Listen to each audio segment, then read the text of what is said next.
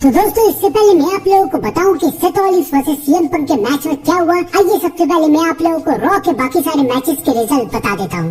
WB raw की शुरुआत की ट्रिपल ई ने डब्ल्यूए फैंस का वेलकम किया और उसके बाद वहां पर आ गए the people champ the final boss the rock. The rock को देख के ऐसा लग रहा था फैंस को भरा बुरा कहेंगे, कोडी रोड्स को चैलेंज करेंगे, रोमन रेंज को चैलेंज करेंगे, लेकिन हुआ इसका उल्टा ही। द रॉक ने फैंस से अच्छे से बात की, फैंस को वेलकम किया और कोडी रोड्स की भी तारीफ की। और उसके बाद द रॉक ने कहा कि मैं हाई चीफ हूँ, तो इसलिए मैं रोमन रेंज और सोलो सिकोआ के मैच को बहुत ध्यान से देख रहा हूँ। और उसके बाद द रॉक वहाँ से चले गए, लेकिन जाते जाते भी रॉक ने कोडी रोड्स को अपने गले से लगा लिया। और उसके बाद शुरू हुआ Roman Reigns versus solo Sikoa का मैच। तो भाइयों ये मैच था ट्राइबल कॉम्बैट मैच, यानी कि इस मैच में सब कुछ अलाउड था। और इस बात की तो गारंटी थी कि इस मैच में ब्लड लाइन तो जरूर आएंगे कुछ लोचक करने के लिए। मैच की शुरुआत में ही सोलो सिकोआ ने कुर्सी टेबल सामान वामान का इस्तेमाल करना शुरू किया, लेकिन उसके बाद मैच में ऐसी हालात आ गई थी कि रोमन रेंज जीतने ही वाले थे। और जैसे कि मैंने कहा था और जैसे कि हम सबको पता था कि टामाटुंगा और जेकब फाटू जरूर आएंगे, वो दोनों आए और रोमन रेंज के ऊपर हमला भी करते हैं। उसके बाद सब अपना अपना फिनिशर रोमन रेंज के ऊपर लगा देते हैं, लेकिन फिर भी रोमन रेंज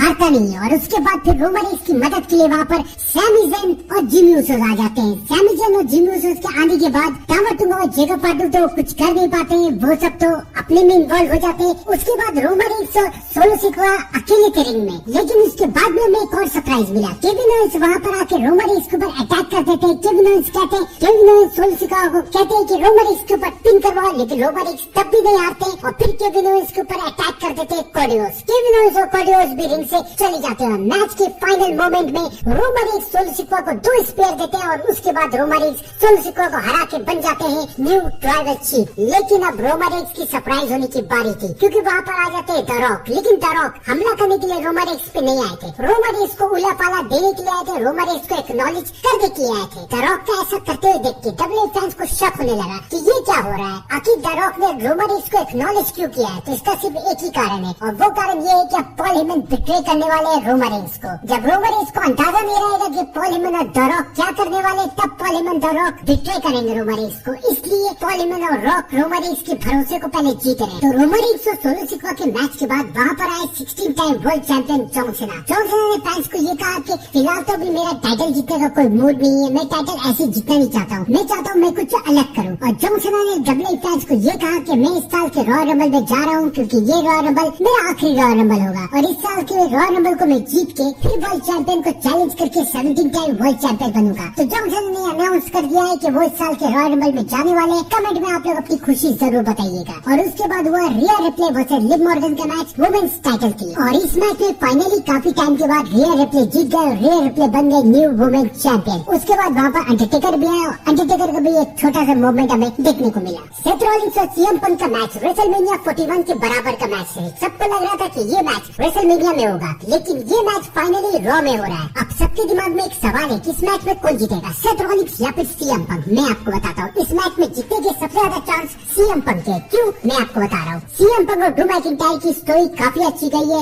आखिर में सीएम पंक ड्रू मैकिंटायर को हरा के बाहर निकले और उसके बाद CM Punk survival series war game में गए। CM Punk survival series war game भी जीत के बाहर निकले और अब सीएम पंक का मैच हो रहा है सेथ रॉलिंस के साथ। ये सब सिर्फ इसलिए किया जा रहा है ताकि सीएम पंक रेसलमेनिया तक टाइटल पिक्चर में आ सके और रेसलमेनिया 41 में न्यू चैंपियन बन सके। तो मुझे नहीं लगता कि सीएम पंक सेथ रॉलिंस से हार के अपने पुश को खत्म करेंगे। एक बात और बता देता हूँ कि इस मैच में जो भी जीते सेथ रॉलिंस या फिर सीएम पंक, ये मैच इन दोनों का आखिरी मैच नहीं है। अभी तो इन दोनों का 2-3 मैच और होना बाकी है और इस मैच में ये भी चांस है कि सेथ रॉलिंस हील टर्न कर जाए और शायद सेथ रॉलिंस सीएम पंक के ऊपर चेयर कुर्सी सबसे हमला कर दे और ये मैच डिस्क्वालिफिकेशन के साथ खत्म हो जाए। लेकिन चाहे कुछ भी हो, ये सीएम पंक और सेथ रॉलिंस का आखिरी मैच नहीं है। इसके बाद भी और ज्यादा मैचेस होंगे। फाइनली इस मैच के बारे में बात करें तो इस मैच में सीएम पंक के जीतने के सबसे ज्यादा चांस है।